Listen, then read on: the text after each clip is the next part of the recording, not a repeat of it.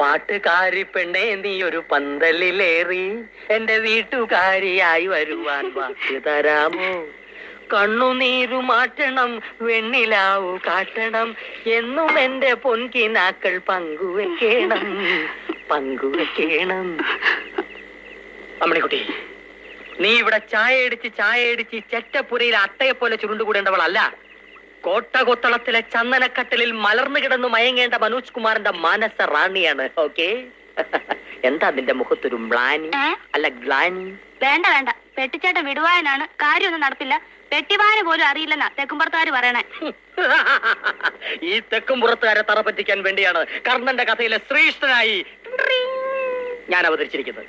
ജയദേവൻ എന്റെ കാല് പിടിച്ചു, കരഞ്ഞു, പറഞ്ഞു, എന്റെ മനസ്സലിഞ്ഞു, ഞാൻ ഇങ്ങോട്ട് പറന്നു വന്നു, കണ്ടു, കീഴടക്കി.